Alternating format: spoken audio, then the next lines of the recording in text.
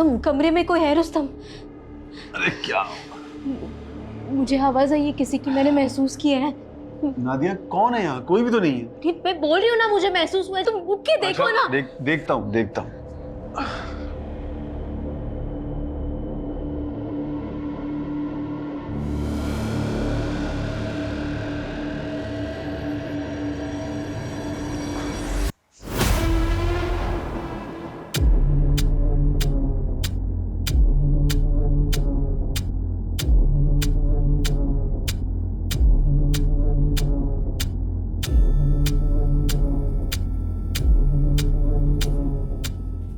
क्या हुआ? कोई था क्या? अरे है तो कोई नहीं, लेकिन मेन डोर खुला हुआ है और करीम भी अपने रूम में नहीं है। पता नहीं कहाँ चला गया। नादिया, मैं उसे ढूंढ के लाता हूँ। अरे सुनो,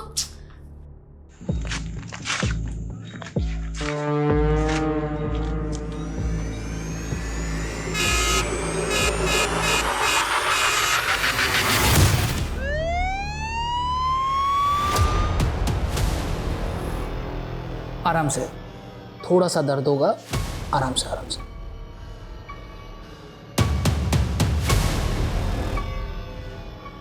डॉक्टर साहब, ये मेरा भाई नहीं है, मेरे बेटे की तरह है। समझ में नहीं आ रहा इसको कैसे संभालूं।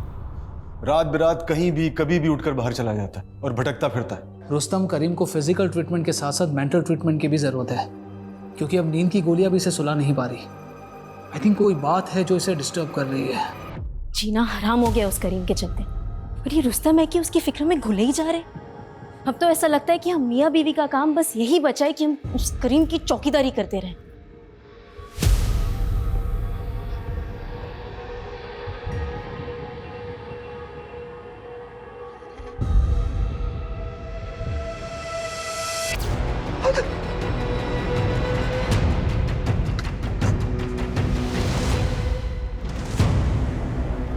भाई आज जो सुमित सर ने बजाई है ना अनमोल की, यार मजा ही आ गया भाई।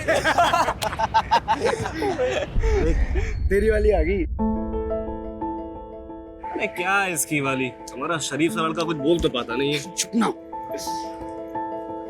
लेकिन जो भी बोल, अपना भाई एक तरफा मोहब्बत की मिसाल, जिससे मोहब्बत करता है एक बार बात करने भी नहीं आती। अबे वो तो पढ़ाई चल रही है, वरना 2 मिनट लगेगा इसे सेट करने में। हाँ तो तू जो बोलेगा ना वो हार जाएंगे हम, बस तू करके दिखा। तो ठीक है, अगले 2 दिन में ये लड़की तुम्हारे भाई के बगल में होगी, देख लेना। आदिल, हाँ यह है तेरी ट्यूशन? अबू वो अबू बहुत आशिकी चढ़ी है। चल घर चल, मैं आशिकी निकालता हूँ। अबू चलो। अबू अगर इस बार डिग्री नहीं मिली तो अपने हाथों से गला दबाऊंगा तेरा, जान से मार दूंगा तुझे। क्या कर रहे हैं आप? ऐसे कोई जवान बेटे पे हाथ उठाता है क्या? ऐसा कुछ भी नहीं करेगा ये इस बार फेल नहीं होगा। मैं कह रही हूँ ना, माफी मांगना अपने अब्बू से, माफी मांग। अबू हमें माफ कर दीजिए, आइंदा ऐसा नहीं होगा। ऐसा वैसा नहीं, कैसा भी नहीं होना चाहिए, मैं तो यही मैयत गाड़ूंगा तेरी, समझा? ऐसा कुछ भी नहीं करेगा ये। तू जा अपने कमरे में जा और पढ़ाई कर, जा। लगता है इसके अब्बू ने अच्छे से श्रृंगार करके भेजा इसको। नहीं रोशन, लगता है उनको बहू पसंद नहीं है। नहीं यार, वो तो सिर्फ एक जरिया है, असल गुस्सा तो उन्हें मेरे खराब रिजल्ट पे आया है। 3 साल से डिग्री अटकी हुई है, उसी का बदला लिया है। तो आदिल डिग्री क्लियर कर, नहीं तो जिस हिसाब से भड़ास उतरी है ना, अगली बार उतरी ना तो टिकट कट जाएगा तेरा। वही सोच रहा हूँ यार, क्या करूँ। यस, आ गया आइडिया। मायरा पढ़ाएगी अब मुझे। भाई इसका इश्क का भूत अभी भी नहीं उतर रहा भाई। अरे अभी भी ख्वाब देख रहा है उसके यार। ये उतरेगा जब इसका बाप इसके ख्वाबों में घुस के इसकी चमड़ी उधेड़ेगा ना, तब सारा भूत उतरेगा। देखो, जो भी करना है करने दो, मुझे रोक नहीं पाएंगे। अभी ये देखा अपना कारनामा, ये देखा। कब से इंतजार था इस मंजर का। अब जो कुटाई होगी ना, काबिले तारीफ होगी। अबे रोशन, क्या तकलीफ है तेरी? क्यों मनहूसियत फैलाता रहता? हाय मायरा, 1 मिनट बात कर सकता हूँ? बोलो। मायरा, तुम मुझे केमिस्ट्री पढ़ाने में थोड़ी हेल्प कर सकती हो? अरे पर मैं तो खुद ही स्टूडेंट हूँ, तुम्हें क्या ही सिखा सकती हूँ। मायरा, तुम तो टॉपर हो, मुझ जैसे बैक बेंचर को तो पढ़ा ही सकती हो। तुमने वो सुना है कि ज्ञान बांटने से बढ़ता है? देखो, तुम मुझ जैसे गरीब की हेल्प कर दोगी तो तुम्हारा भी रिवीजन हो जाएगा ना। प्लीज मायरा। अच्छा ठीक है, कल कॉलेज के बाद से शुरू करते हैं। चलेगा, थैंक यू।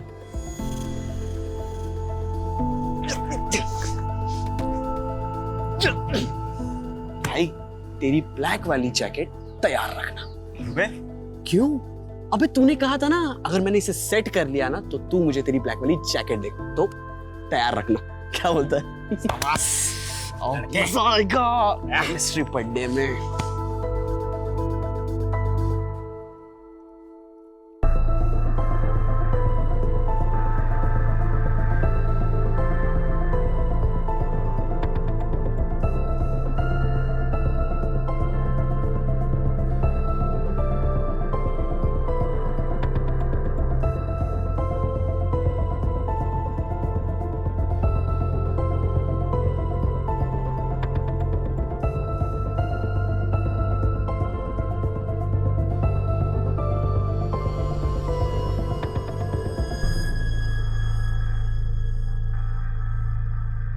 देखिए, आदिल अब बच्चा नहीं रहा, अब उसके साथ इतनी सख्ती से क्यों पेश आते हैं? उसके अच्छे के लिए, ताकि वो सही रास्ते पे रहे।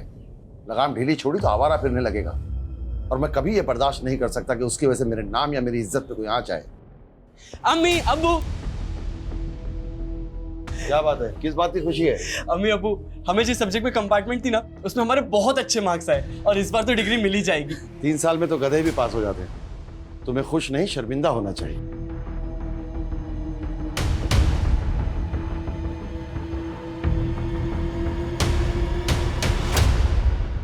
दिन भर अब्बू के ताने सुन सुन के हमें खुद से नफरत होने लगी है। लेकिन आज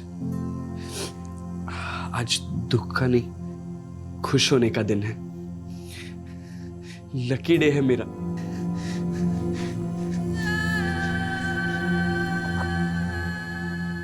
तुम मेरे लाइफ में गुड लक बन के आई हो।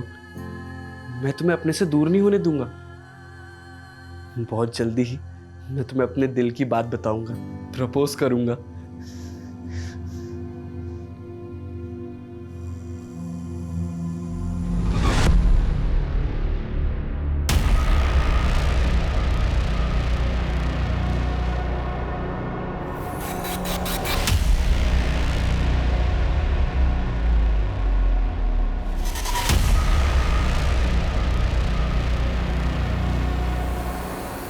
हेलो आदिल!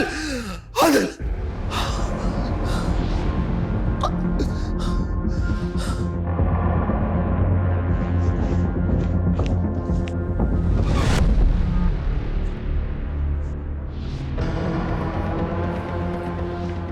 अरे सुनो सुनो सुनो। अरे ये ग्लूकोज की बोतल, ये हॉस्पिटल के कपड़े, यहाँ कहाँ जा रहे हो? इंस्पेक्टर साहब से मिलना है मुझे। अरे नहीं नहीं सुनो, बात करनी है। नहीं नहीं सुनो सुनो। इंस्पेक्टर साहब से मिलना है मुझे। अरे छोड़िए, अरे बात करनी है मुझे। अरे आप समझ क्यों नहीं रहे हैं? मुझे सीनियर इंस्पेक्टर से बात करनी है। अगर आप नहीं करवाएंगे तो मैं खुद उनसे बात कर लूंगा। कहाँ है उनका कैबिन? करिए। कहाँ है उनका? हाँ? अरे क्या बदतमीजी है ये, हैं? इंस्पेक्टर साहब, ये हमारा छोटा भाई है, इसकी तरफ से हम माफी मांगते हैं। इसकी तबीयत बिल्कुल ठीक नहीं है। इसकी तबीयत नहीं, इसका दिमाग खराब है। अब देखो ना, ये कौन ऐसे सीधे हॉस्पिटल से ये सलाइन ड्रिप हाथों में लिए पुलिस स्टेशन आता है? अरे आप समझ क्यों नहीं रहे? मुझे उनसे कुछ बताना है उनको। क्योंकि जल्दी बात करनी है। चुप रहिए, मुझे बताना है उनको, क्योंकि सीनियर इंस्पेक्टर से बात करनी है।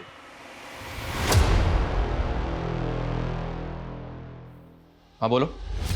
सर, मुझे कुछ कन्फेस करना है। मैंने 21 साल पहले अपने दोस्त का मर्डर किया था। What? तुमने 21 साल पहले अपने दोस्त का मर्डर किया था? तुम ये बताने के लिए आए हो? हाँ, यही बोला मैंने। आप मेरी बात को रिपीट क्यों कर रहे हैं सर? आप मेरी बात समझ नहीं रहे। शांत हो जाओ, शांत हो जाओ। आप बैठो इधर। बैठाइए सर, बैठाइए। आप बैठ जाओ, बैठो करीम, बैठो। ये लो, पानी पियो।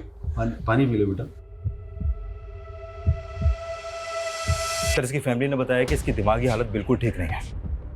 एक काम करते हैं, इसकी तसल्ली के लिए इसकी रिपोर्ट लिख लेते हैं और फिर इसको वापस हॉस्पिटल भेज देते हैं ताकि इसका इलाज हो पाए। मुझे भी ऐसे ही लग रहा है, पर फिर भी हम इसकी बातों को इग्नोर नहीं कर सकते कुमार। एक बार बात करते हैं, देखते हैं और क्या कहानी सुनाता है। Right sir. चलो चलो, हमने मान लिया कि तुमने अपने दोस्त का मर्डर किया था। तुम्हारे दोस्त का नाम क्या था? आदिल। तो मर्डर हुआ, बात पुलिस तक नहीं पहुंची? 21 साल पहले पुलिस ने इन्वेस्टिगेट नहीं किया? नहीं, पुलिस को मर्डर के बारे में कुछ पता नहीं चला सर। ओके, पुलिस को कुछ पता नहीं चला। और उसकी फैमिली, उनको भी नहीं पता चला कि उनके बेटे का मर्डर हो गया? नहीं नहीं, उनको भी इसके बारे में कुछ पता नहीं चला। अच्छा, वैसे तुमने अपने दोस्त को मारा क्यों?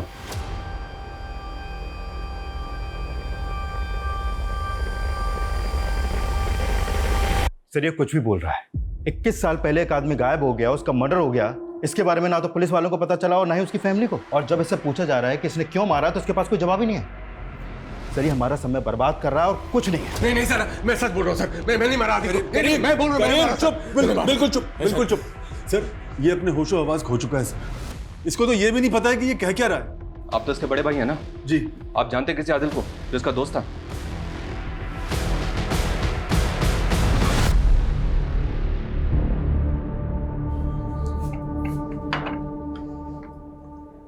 मैं सोच रही थी कि आदिल को वापस बुलाना चाहिए। एक ही तो औलाद है हमारी, उसके बिना बिल्कुल अच्छा नहीं लगता।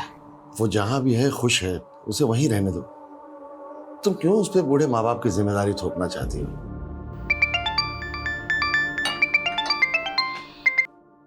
हेलो, कौन? क्या? जी जी जी, मैं आ रहा हूँ, मैं आ रहा हूँ। किसका फोन था? वो पुलिस स्टेशन से फोन आया था, उन्होंने मुझे वहां बुलाया। पर क्यों? पता नहीं, ये तो वहां जाकर ही मालूम होगा। मैं कुर्ता पहन के।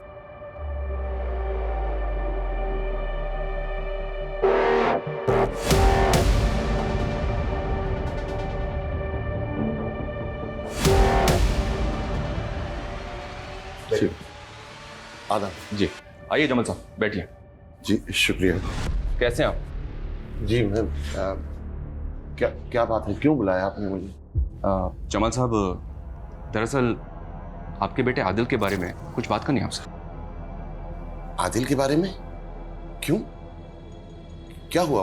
वो ठीक तो है ना? हाँ वो ठीक है, आप प्लीज घबराइए मत। रूटीन इंक्वायरी और कुछ नहीं। ओके, आदिल कहाँ है आजकल? बेंगलुरु में। लेकिन आप ये सब क्यों पूछ रहे हैं? उसका नंबर दे सकते हैं आप? हाँ जी हाँ। हाँ प्लीज। जी ये सर, माजरा क्या है? हाँ जमाल साहब, बताया ना आपको, रूटीन इंक्वायरी और कुछ नहीं। नहीं सर, फोन नहीं उठा रहा वो। सर वो ऑफिस में होगा, लेकिन बताइए ना सर क्या बात है?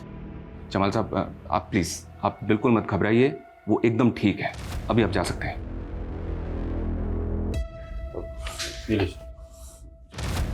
खुदा हाफिज। हाँ खुदा हाफिज।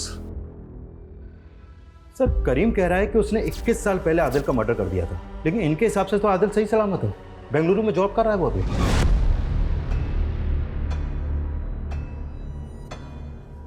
ये तो समझ नहीं आ रहा कुमार कि ये करीम एक ऐसे आदमी का मर्डर जबरदस्ती कबूल रहा है जो शायद कभी हुआ ही नहीं है।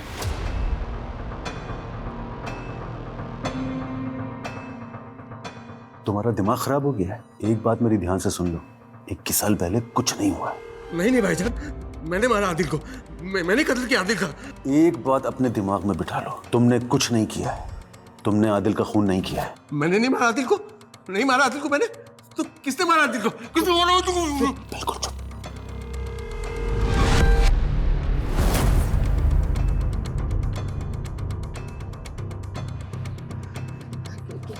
क्या हुआ? क्यों बुलाया था पुलिस वाले ने? कुछ नहीं, ऐसे ही रूटीन पूछताछ के लिए बुलाया था। आदिल के बारे में पूछ रहे थे। आदिल के बारे में? क्या हुआ? वो ठीक है ना? मैं एक काम करती हूँ, उसे फोन करके पूछती हूँ वो ठीक है कि नहीं। कोई जरूरत नहीं है, कहा ना रूटीन पूछताछ के लिए बुलाया था। अब पुलिस उसे फोन करके परेशान कर रही होगी, अब तुम परेशान करोगी। कोई जरूरत नहीं है उसे तंग करने की। माँ के दिल को तसल्ली मिल जाती है अगर उसका बेटा ठीक हो तो। जब से पता चला है इस्माइल बेंगलुरु गया है, मेरा दिल ही घबरा रहा है। अब तो जानते हैं ना उसकी नीयत कैसी है। आंटी आपके हाथ के सेवइयों का जवाब नहीं। भुक्कड़, मुझे पता है तुझे और चाहिए। हाँ, टेंशन मत ले। होशियारी करेगा तू मेरे साथ? हाँ, साइन करेगा कि नहीं बोल? ज्यादा शानपत्ती नहीं करना, समझा? मैं बोल रहा हूँ, समझा? एक मिनट, कौन हो तुम? तुम मेरी मर्जी के खिलाफ मुझसे कुछ भी नहीं करवा सकते। मैंने एक बार कह दिया ना, मैं दस्तखत नहीं करूंगा मतलब नहीं करूंगा। मर्जी, अपनी मर्जी की बत्ती बना। और आखिरी बार बोल रहा हूँ, 1 महीने के अंदर इन सारे पेपर्स पे साइन चाहिए मेरे को, वरना उसके बाद जो भी होगा उसका जिम्मेदार तो खुद होगा। अब वो ये है कौन और आपको धमकी क्यों दे रहा है? आदिल, रुक जा। अच्छा, तो ये है नवाबजादे, नवाब साहब के। ए बेटा आना, अरे बात करना। चल अंदर जाओ तुम लोग। बस, तो अंदर बेटा जाओ, आजा। अंदर जाओ, बाहर नहीं आना तुम लोग।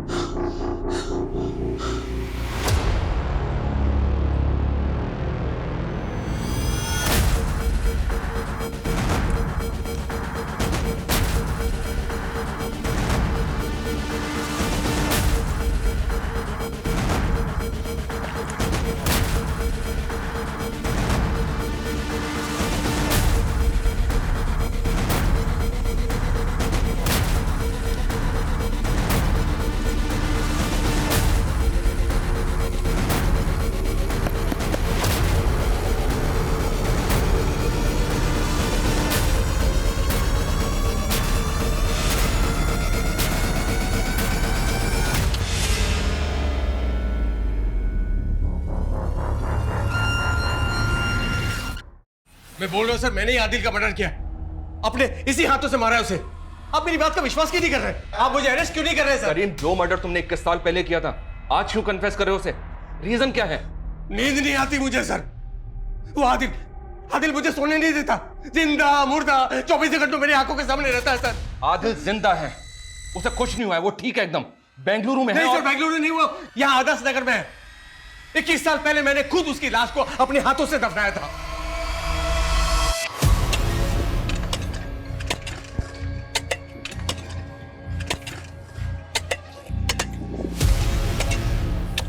सर ये सब आपको अजीब नहीं लग रहा है?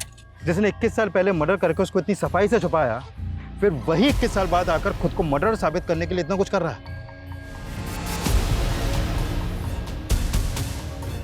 एक मिनट रुको, कुछ भी नहीं है। क्या? कुछ भी नहीं है यहाँ पे? इधर आओ, इधर आओ। यहाँ तो कुछ भी नहीं है। अब ऐसे कैसे हो सकता है सर? 21 साल पहले मैंने खुद हाथों से दफनाया था सर। अरे दफनाया था तो कहाँ है वो? यहाँ तो कुछ भी नहीं है। तुम्हारे सामने खुदवाया ना, है वो यहाँ पे? नहीं ना सर? इधर आइए, इधर मेरे साथ आइए सर, आइए यहाँ आइए। यहाँ हम दोनों यहाँ मिले थे सर, फिर यहाँ से वो भागा, यहाँ भागा, यहाँ पर भागा सर। मैं इसको यहाँ पकड़ा सर। सर मुझे समझ में नहीं आया क्या करूँ। इधर से पकड़ा, हाथ से पकड़ा, धीरे धीरे खींच के। अरे दफना दिया था तो कहाँ गया वो? यहाँ तो कुछ भी नहीं है। अच्छा चलो ठीक है, हम मान लेते हैं कि तुमने उसको मार के यहाँ पे दफना दिया, तो तुमने उसको मारा क्यों? मोटिव क्या था तुम्हारा? बोलो, क्या मोटिव था तुम्हारा?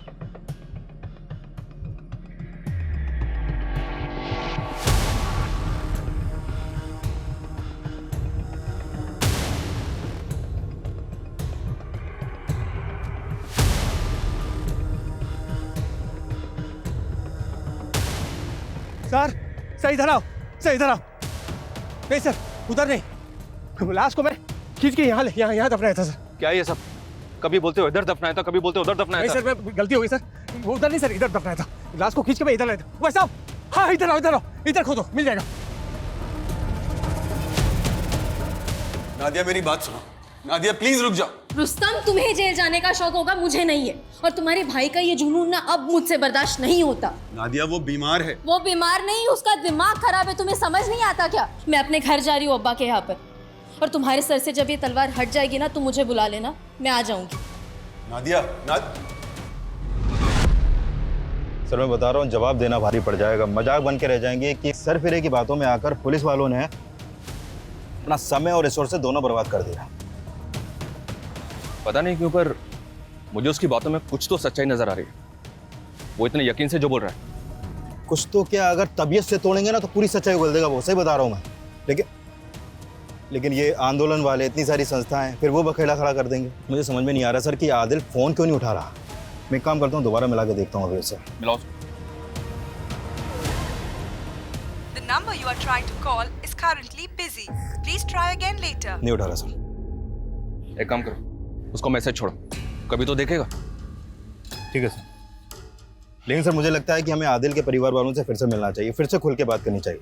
कहीं से कुछ तो मिलेगा। मैं बात तो करनी चाहिए, पर बोलेंगे क्या उन्हें? एक आदमी क्लेम कर रहा है कि 21 साल पहले उसने उनके बेटे को मार के कहीं गाड़ दिया, जबकि वो बेंगलुरु में सही सलामत है। मजाक उड़ाएंगे हमारा। ऊपर से अमृतराज लोग हैं, कहीं कुछ उल्टा ही ना पड़ जाए। पर बात तो करनी पड़ेगी, थोड़ा संभल के और सेंसिटिव तरीके से। करीम, नाम तो सुना हुआ सा लग रहा है पर याद नहीं आ रहा है कौन है। मुझे भी सुना सुना लग रहा है, पर बात क्या है? हाँ, क्या हुआ? बोलिए ना, मुझे बहुत घबराहट हो रही है। देखिए प्लीज, आप घबराइए मत। वैसे आदिल बेंगलुरु में कब से है? जब से उसकी नौकरी लगी है, 20 से 21 साल। 20 से 21 साल? तो आप लोग आदिल से मिले बेंगलुरु जाते होंगे ना?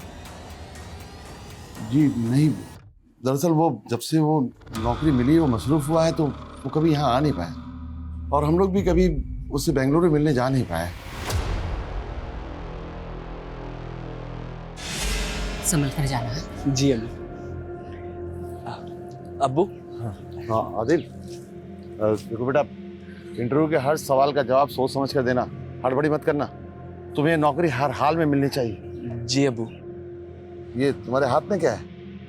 अब्बू वो कुछ नहीं है, डॉक्यूमेंट्स है, वो लोगों ने मंगाए। खुदा हाफिज अब्बू। खुदा हाफिज। संभल कर जाना। जी अम्मी। उसके बाद मिले तो होंगे ना आप अपने बेटे से? नहीं, कहाँ मिले। वो बेंगलुरु गया, उसे नौकरी मिल गई, उसके काम में इतना मशरूफ हो गया कि यहाँ आ ही नहीं पाया। बहुत बड़ी जगह नौकरी कर रहा है ना वो, फ़ोन करने के लिए भी टाइम नहीं मिलता उसे। आदिल कैसा है तू? बड़े दिनों बाद फ़ोन किया तूने। मैं कब से तेरे फ़ोन का इंतज़ार कर रही थी। तू ठीक है ना? जी अम्मी, काम ही इतना है कि वक्त ही नहीं मिलता। 12-12 घंटे काम करो, फिर घर जाकर सफाई, खाना, कपड़े सब खुद ही को करना पड़ता है। फिर वो बेंगलुरु का ही होके रह गया। तो मतलब आपने अपने बेटे को 20 साल पहले देखा था और उसके बाद से आप अपने बेटे से मिले ही नहीं? नहीं, कभी कभार फ़ोन पे बात होती है, उसका निगाह भी हो गया, अब उसे एक बच्चा भी है।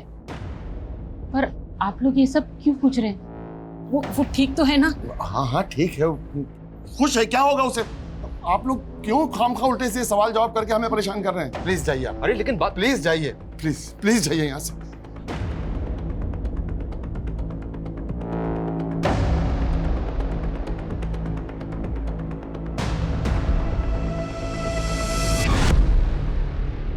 सर, आदिल के फादर ने जो नंबर दिया था उस पर कांटेक्ट करने की कोशिश कर रहा था, लेकिन कांटेक्ट हो नहीं पा रहा। फिर मैंने अपनी टीम को उसके डिटेल्स निकालने के लिए बोल दिया। बहुत जल्द उसके डिटेल्स अपने पास होगी सर।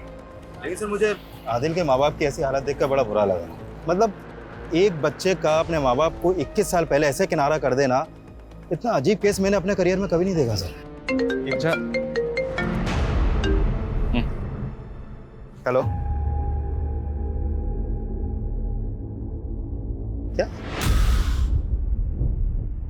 ठीक है सर, आदिल के फादर ने आदिल का जो बेंगलुरु वाला नंबर दिया था वो आदिल के नाम पे नहीं, बल्कि किसी रूपक चौधरी के नाम पे रजिस्टर्ड है। मतलब वो किसी और का नंबर है? तो फिर उनकी आदिल से इस नंबर पे कैसे बात होती है? और सर ये नंबर पिछले 5 सालों से रूपक चौधरी के नाम पे रजिस्टर्ड है, आदिल के नाम पे कुछ था ही नहीं सर। और उनका तो कहना है कि उनकी हर दूसरे दिन आदिल से फोन पे बात होती है। आखिर कौन है जो हमें गुमराह कर रहा है, जमाल या करीम, या फिर दोनों? पर क्यों?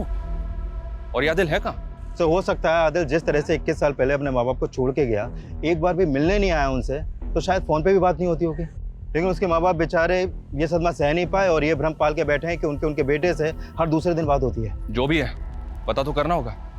और 21 साल पहले ही सही, आदिल का कोई तो बेस्ट फ्रेंड होगा जो शायद आज भी उसके साथ टच में हो, और वो जानता हो कि आदिल कहाँ है। और ये भी पता करो कि आदिल के अपने माँ बाप के साथ रिलेशन कैसे थे। अगर ऐसा क्या हुआ था कि जो नौकरी लगने के 21 साल बाद भी एक बेटे ने अपने माँ बाप की खबर तक नहीं ली।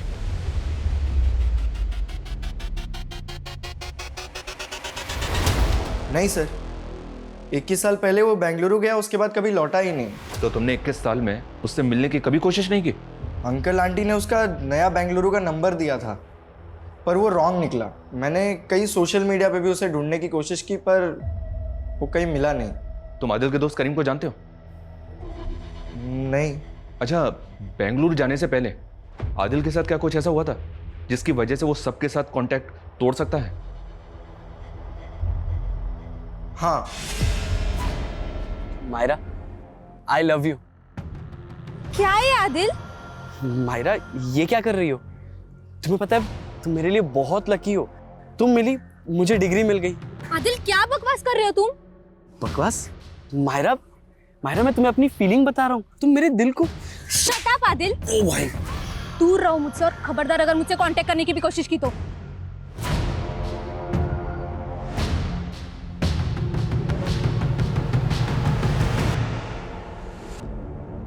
आदिल, तू दिल छोटा मत कर यार।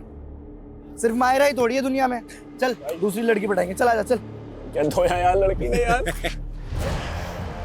बे मनूस, ये सब तेरी इस मनुष्य जैकेट की वजह से हुआ है। लड़की के चक्कर में दोस्ती को मत लेकर, बीच में बता रहा हूँ तुझे मैं। दोस्त है तू? अबे सांप है तू, सांप, आस्तीन का सांप। तू निकाले सांप का सारा उधार। साले फकीर, पैसे वैसे है नहीं, लड़की पटाएगा। पैसे चाहिए? हाँ दे। पैसे चाहिए हैं तेरे पास पैसे? शांत हो जा यार। रोशन ने उसके बाद हम दोनों से कोई वास्ता नहीं रखा। फिर आदिल का कॉल आया कि उसका किसी कंपनी में इंटरव्यू है। Are you sure? पक्का आदिल का ही फोन आया था? हाँ सर। उसके 1-2 दिन बाद उसने कॉल भी किया कि उसकी उस कंपनी में जॉब लग गई है, और वहाँ एक उसका दोस्त है विशाल, वो उसी के साथ रहता है। उसने विशाल के बारे में तुम्हें भी बताया था? हाँ। तुम जाओ। जी। विशाल वो आखिरी आदमी है जिसके साथ आदिल बेंगलुरु में टच में था। इस विशाल की कांटेक्ट डिटेल्स निकालो तुरंत। हो सकता है कि उसको पता हो कि आदिल कहाँ है। Okay sir. तब तक इस रोशन की खबर लेते हैं। सर, आप गड़े हुए मुर्दे क्यों खाड़ रहे हो? वो बचपना था, झगड़ा हुआ, खत्म हुआ। खत्म हुआ नहीं ना। बाकी का हिसाब तो तुम बाद में करने वाले थे। हिसाब किससे करवाया? खुद किया या किसी से करवाया? आदिल की सुपारी करीम को दी थी ना तूने? सर, वो तो मैंने गुस्से में बोल दिया था, और मैं किसी करीम को नहीं जानता। और सर, वो सुपारी, आदिल का मर्डर हो गया क्या? देख रोशन, इस केस में ना गड़े मुर्दे ऑलरेडी उखड़ने शुरू हो गए हैं। अब तू अपनी तरफ के मुर्दे उखाड़। अगर हम अपनी पे आ गए ना तो मुर्दे के साथ साथ जिंदे भी उखड़ जाएंगे। चल बोल। हाँ सर, आदिल का और मेरा किस्सा खत्म नहीं हुआ था। मुझे नीचा दिखाने के अलावा तेरे पास कोई काम नहीं है ना? मेरा बाप मुझे मारता है, मैं पढ़ाई में जीरो हूँ। अब तो वो लड़की ने मुझे चाटे मारे। यही सारे ताने सुनाने आया ना तुम? नहीं भाई, मैं एक काम करना, तू बहुत शर्त लगाता है ना, चल एक आखिरी शर्त लगाते। कैसी शर्त? वही जिस लड़की ने मुझे चाटे मारे ना, जिसके तूने बहुत मजे लिए, उस लड़की के मजे मैं लूं, पर सारी दुनिया देखी। उससे पहले तू देखेगा। मतलब? चल दिखा, आजा।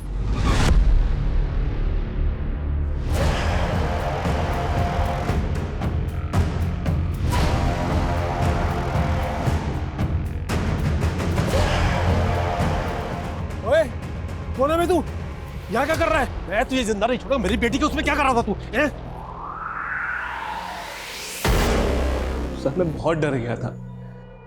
मुझे लगा आदिल खुद तो मरेगा, मुझे भी मरवाएगा। उसके बाद मैं उससे कभी नहीं मिला। फिर मुझे पता चला कि वो बेंगलुरु शिफ्ट हो गया, और मैं भी अपनी लाइफ में बिजी हो गया। सर, मैं सब कुछ भूल गया था। मुझे आज आपसे पता चल रहा है कि आदिल का मर्डर हो गया।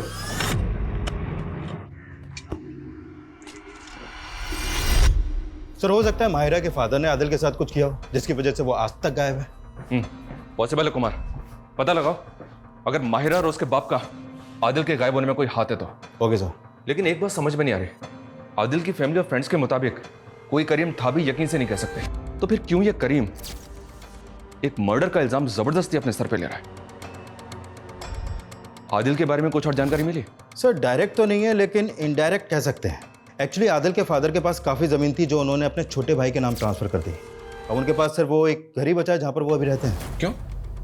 ऐसा क्यों किया? अपने लिए ना सही अपने इकलौते बेटे के लिए भी कुछ नहीं रखा?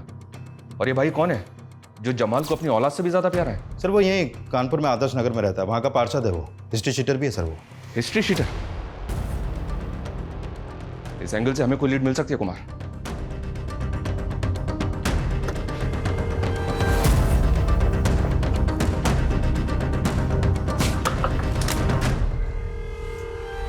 इस्माइल जी।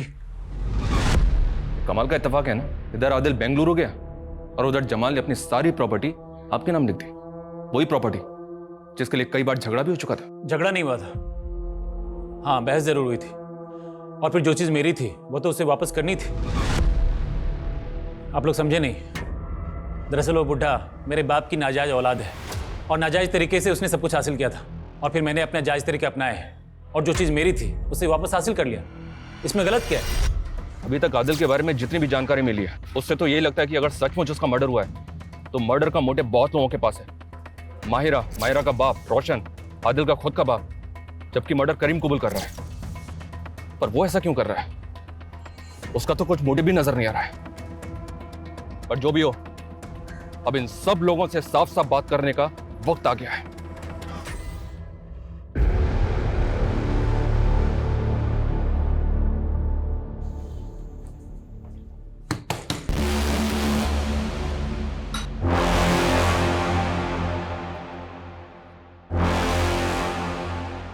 आप फिर आगे हमें परेशान करने, आखिर माजरा क्या है? हालत देखिए हमारी, परेशान लोगों को परेशान करने में मजा आता है। आपने आखिरी बार अपने बेटे को कब देखा था? वो जब वो इंटरव्यू के लिए जब वो गया था। उसकी कंपनी का नाम क्या है? किमाया फार्मा। हम इसी कंपनी को ज्वाइन किया था उसने बेंगलुरु में। झूठ बोल रहे हैं आप। हमने पता किया है, आपके बेटे ने ये कंपनी कभी ज्वाइन नहीं की। और हमने ये भी पता किया कि आप अपने बेटे के साथ स्ट्रिक्ट थे, इतने स्ट्रिक्ट कि आपने अपने जवान बेटे को एक बार मार्केट में उसके दोस्तों के सामने पीटा था। मैंने वही किया जो एक जिम्मेदार बाप को करना चाहिए। मेरा लड़का मवालियों की तरह किसी लड़की की इज्जत के साथ खिलवाड़ नहीं कर सकता। किसी लड़की के साथ या पर्टिकुलर किसी एक लड़की के साथ? वो जिस लड़की का ख्वाब देख रहा था वो हमारी बिरादरी की नहीं थी। मुझे लगा उसे सबक मिल गया होगा, लेकिन नहीं। वो जिस दिन इंटरव्यू के लिए निकला उसी दिन मैंने देखा कि वो अब भी उस लड़की के प्यार में पागल है।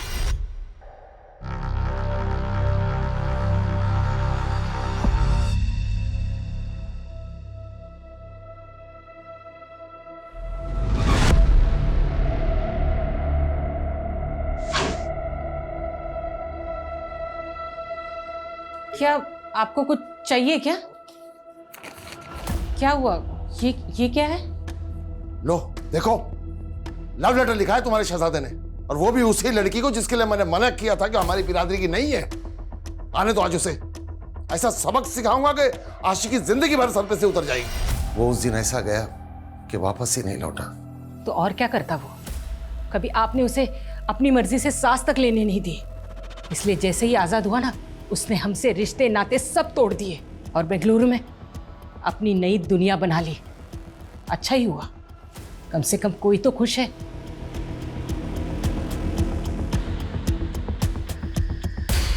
देखिए सर, ऑलमोस्ट 21 साल हो चुके हैं मुझे आदिल को देखे हुए। विशाल बता सकते हो जब आदिल आखिरी बार बेंगलुरु आया था तो वो तुम्हारे घर पे कब आया था? क्योंकि यहाँ उसने ये बताया कि जब वो इंटरव्यू देने बेंगलुरु गया था तो वो तुम्हारे यहाँ रुका था। मेरे घर रुका था? नहीं सर, वो तो कभी मेरे घर आया ही नहीं सर। और जब से मैंने कानपुर छोड़ा है मैं अभी तक उससे मिला ही नहीं हूँ सर। तो ये कैसे पॉसिबल है?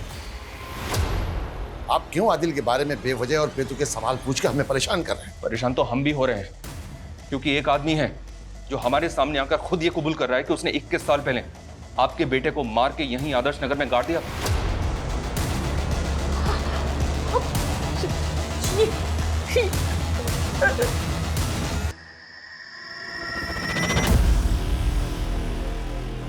नहीं नहीं, ये झूठ है, ऐसा नहीं हो सकता। रहीम साहब ने मुझसे कहा है कि आदिल बेंगलुरु में खुश है, अपनी बीवी बच्चों को तो अच्छी जिंदगी जी रहा है। ये सही नहीं है, और वो जो भी है ना, आपको बेवकूफ बना रहा है। नहीं, उनके खिलाफ एक लफ्ज नहीं। बुरे वक्त में वही हमारा सहारा बने थे, उन्होंने हमें राह दिखाई। नहीं तो 21 साल तक हम दोनों का आदिल के बगैर गुजारना नामुमकिन था। ऐसी कौन सी राह दिखाई उन्होंने आपको, और उनका क्या कहना है इस बारे में? उन्होंने मुझे यकीन दिलाया कि आदिल सही सलामत है।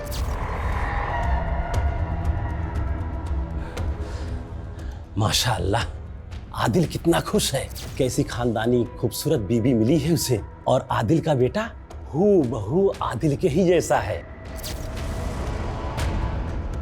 पर आज भी वो आपसे नाराज है। अगर फिर उसकी जिंदगी में आप आए तो उसकी खुशियों में खलल पैदा होगा। वो जहां है उसे वहीं रहने दो।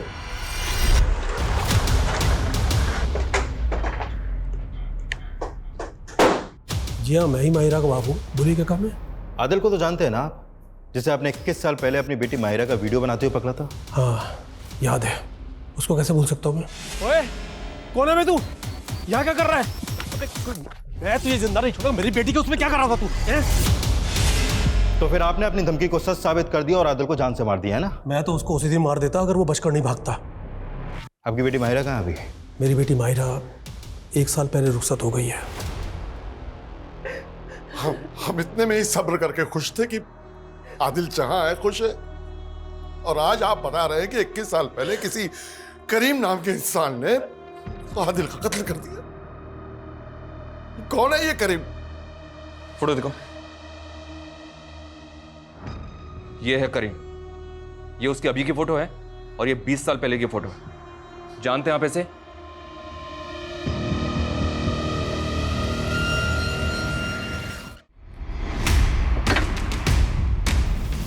आइए,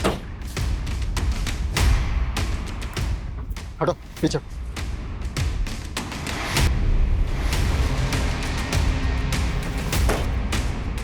पीछे हटो। सर ये कंकाल, सर कुछ समझ में नहीं आ रहा इस कहानी में। आदिल माहिरा को लेकर अपसेस था, और फिर माहिरा से अपना बदला लेकर वो बेंगलुरु शिफ्ट होना चाहता था। फिर जबकि कोई और भी था जो आदिल से ऑब्सेस था, और जो नहीं चाहता था कि आदिल कानपुर छोड़कर बेंगलुरु जाए।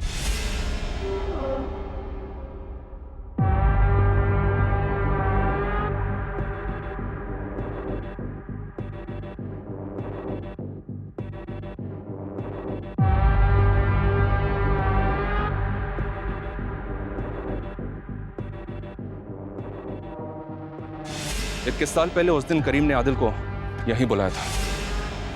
बैंगलोर? तू मुझे छोड़ के बैंगलोर जा रहा है? और हमारा रिश्ता? रिश्ता? कौन सी दुनिया में है तू? देख, जो था वो यहीं तक था, और इसके आगे कुछ नहीं होगा। और तू जानता नहीं है मेरे अब्बू को? मुझसे प्यार करने से पहले अपना अब्बू की याद नहीं आई? देख करीम, जज्बाती मत हो और गले मत पड़। तुझे भी पता है मुझे लड़का लड़की दोनों में इंटरेस्ट है, लेकिन आज न कल मुझे भी तो घर बसाना है, शादी करनी है। तुझे भी पहले से पता है कि मेरा इंटरेस्ट सिर्फ तुझ में। मैं प्यार करता हूँ तुझसे। छोड़ यार। लेकिन अब प्यार से ज्यादा ना नफरत है तुझसे। तो अच्छी बात है ना, तुझे भूलने में आसानी होगी। यार करीम, मैं जा रहा हूँ। कहाँ जा रहा है तू? तू मुझे छोड़ के जाएगा? तू मुझे छोड़ के जाएगा? जा, जा छोड़ के जा रहा। करीम जा। करीम ये क्या कर रहा है? जा करीम। करीम आदिल रुक। उस रात करीम आदिल को मारने का सोच कर ही आया था। अपने प्लान को अंजाम देने के बाद आदिल के अम्मी और अब्बू और आदिल के दोस्तों को जो कॉल्स गए थे आदिल की तरफ से, वो सारे कॉल्स करीम ने किए थे। उसने सबको विश्वास दिला दिया था कि आदिल बेंगलुरु की एक बड़ी कंपनी में जॉब कर रहा है और सब ठीक है।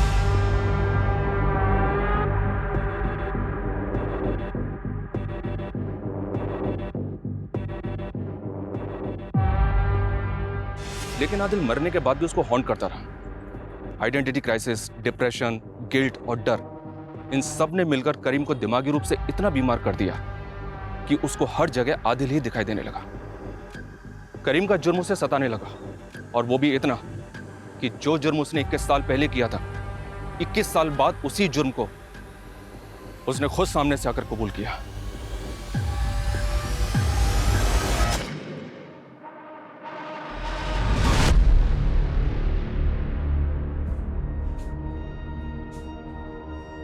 क्यों?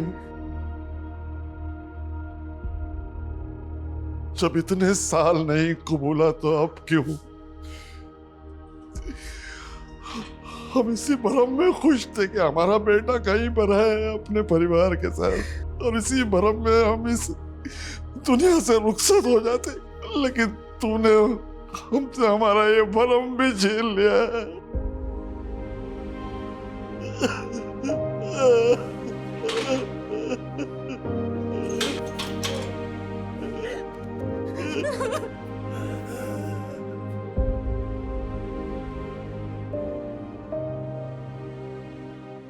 करीम के छलावे और काजी के बहकावे के बावजूद आदिल के माता पिता को यह एहसास था कि उनका बेटा अब इस दुनिया में नहीं है, पर फिर भी उन्होंने इस झूठ और इस पर भ्रम पैदा करने वाली कहानी पर विश्वास किया, क्योंकि भ्रम ही सही पर यह उनको जिंदा रहने में मदद दे रहा था।